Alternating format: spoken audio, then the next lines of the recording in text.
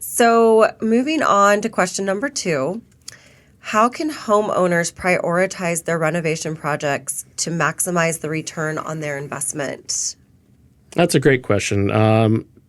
To maximize and to prioritize, I would definitely say that what is the most important to the client and what is most important to the reasoning that they're wanting to prioritize, or the reasoning that they're wanting to remodel, or whatever construction that they're wanting to do.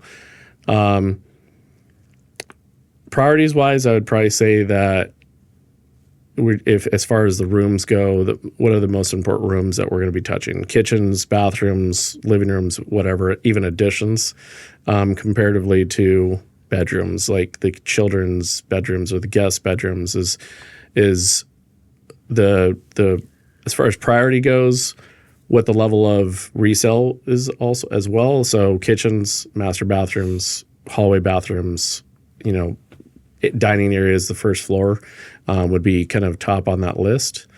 But at the same time, back to just us as a Zee design and build firm, what we really focus on is the construction aspect of it rather than the finishes aspect of it. So giving a client allocations, giving them pricing so they can kind of choose as far as priorities go is, hey, here's the budget, and how can we really give them the full extent of these priorities if they need to do it in different phases. But really in general, my top one as far as priorities go would definitely have to be what is best for resale and value of the home. And that might be a better way to kind of put it, is just the value, because if you plan on being in the home for long term. Well, that's the thing, like with return on investment, it's like it's return on investment, their time in the home and what they're wanting to get out of it, but also return on the investment 10 years from now we're selling.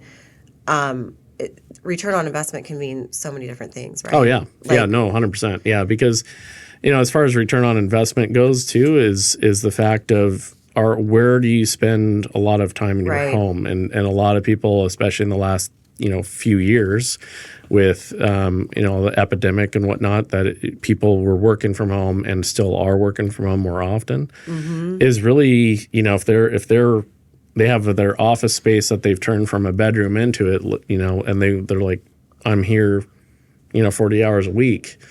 Let's see how we can kind of give them a refresh or an update. So then they feel that they can be a part of the work without it kind of feeling like, oh, I'm going to have to go into the guest bedroom again and have to do a Zoom meeting and how to handle that.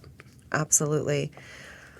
So basically just prioritizing comes down to what the client wants and where they feel is going to be the most useful for them at the end of the day. And at the same time, like I say this often to clients, is that we'll sell ourselves out of work, in the sense of that we will, if a client says, hey, we want to do something that's just so off the cuff or just so extravagant and it doesn't make sense for their value of their home, their return on investment, I'm going to mention it to them at the very least. Say, hey, this may not be something that I would suggest doing. Right. Give them opinions, because and it's not really turning them down or shutting their ideas down. It's more of just giving them a second pair of eyes. Yeah.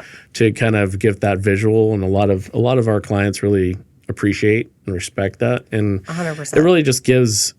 I mean, this whole reason of doing these things in the first place is education. It's not to really sell us on, hey, we want to be your next contractor. We want to educate the people that would be watching and listening to this, that can give their knowledge. So when they do, whether they work with us, or they work with another contractor, whatever the case may be, they're more knowledgeable about all these kinds of things.